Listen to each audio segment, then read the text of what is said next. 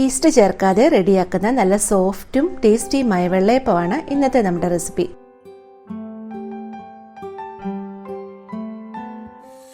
ml measuring കപ്പിൽ 2 cup സാധാരണ പച്ചരിയാണ് എടുത്തിരിക്കുന്നത്. 3 ടേബിൾ സ്പൂൺ ഉഴുന്നാണ് ഈസ്റ്റിന് പകരമായിട്ട് ചേർത്ത് കൊടുക്കുന്നത്. ഉഴുന്നിൻ്റെ അളവ് കൂടാതെ പ്രത്യേകം ശ്രദ്ധിക്കണം.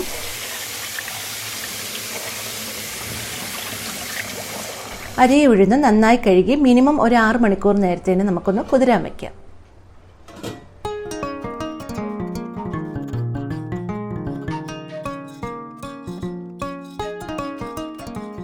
ഇപ്പോൾ 6 മണിക്കൂർ കഴിഞ്ഞിട്ടുണ്ട്. ഇതിനെ നമുക്ക് നന്നായിട്ടൊന്ന് അരച്ചെടുക്കണം. മിക്സിയുടെ വലിയ ജാറിൽ 2 പ്രാവശ്യമായിട്ടാണ് ഞാനിതിവിടെ അരച്ചെടുക്കുന്നത്. അരയ്ക്കാനായിട്ട് നല്ല തണുത്ത വെള്ളമാണ് ഉപയോഗിക്കുന്നത്.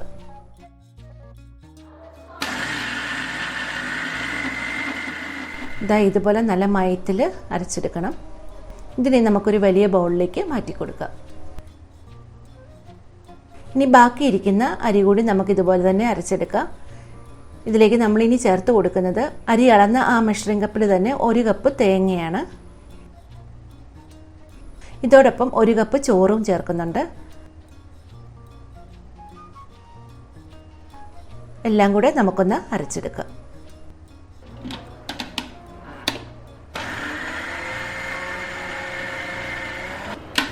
രണ്ട് ട്രിപ്പായിട്ട് മാവെല്ലാം നമ്മൾ അരച്ചെടുത്തിട്ടുണ്ട്. ആദ്യം നമ്മൾ ഒരു 6 മണിക്കൂർ നേരത്തേന് അരി ഉഴുന്നും ഒന്ന് കുതിരാൻ വെച്ചു. പിന്നീട് അരി ഉഴുന്നും നമ്മൾ 1 കപ്പ് ചോറും 1 കപ്പ് തേങ്ങയും കൂടെ ചേർത്ത് അരച്ചെടുത്തു. ഇനി ഇത് നമുക്കൊരു 7-8 മണിക്കൂറോളം നേരം ഒന്ന് പുളിക്കാനായിട്ട് വെക്കണം. ഇതിപ്പോൾ ഞാൻ രാത്രിയിലാണ് അരച്ച് വെക്കുന്നത്. അപ്പോൾ രാവിലെ ആകുമ്പോൾ മാവ് നല്ല റെഡി ആയിട്ടിരിക്കും.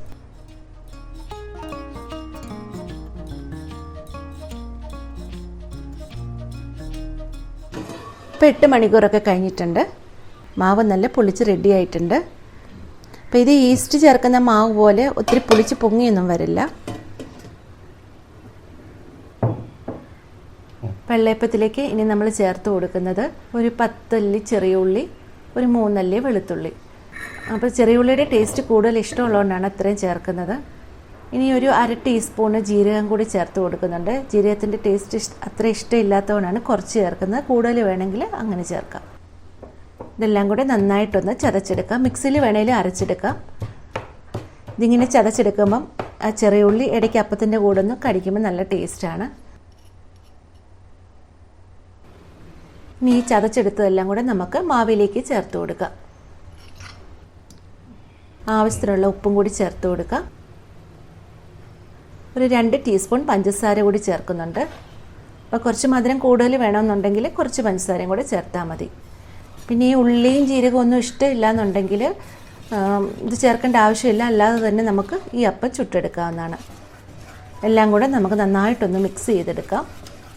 മിക്സ് ചെയ്തതിന് ശേഷം അധിക സമയം വെക്കേണ്ട ആവശ്യമൊന്നുമില്ല. അപ്പം തന്നെ നമുക്ക് ചുട്ടെടുക്കാം. പാൻ ചൂടായി കഴിയുമ്പോൾ മാവ് ഇതുപോലെ പാനിലേക്ക് കോരി ഒഴിച്ചിട്ട് അധികം പരത്താതെ വേണം ഇത് ചുട്ടെടുക്കാനായിട്ട്.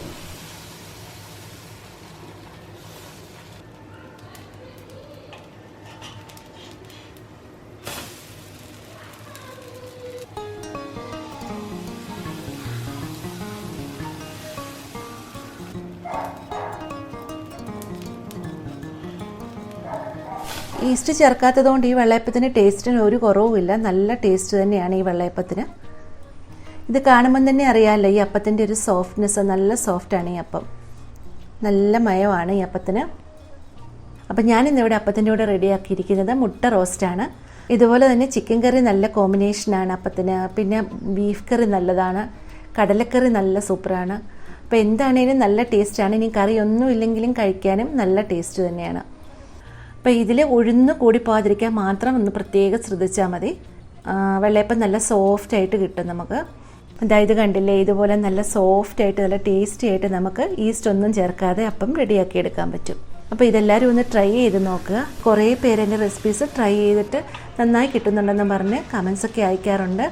അതുപോലെ തന്നെ ഫോട്ടോസൊക്കെ അയക്കാറുണ്ട്. അവർക്കൊക്കെ ഒരുപാട് താങ്ക്സ്. ഈ ഒരു റെസിപ്പി ഇഷ്ടമായെങ്കിൽ കമൻറ്റ് ചെയ്യാനും ഫ്രണ്ട്സിനും റിലേറ്റീവ്സിനും ഒക്കെ ഒന്ന് ഷെയർ ചെയ്യാനും മറക്കരുത്.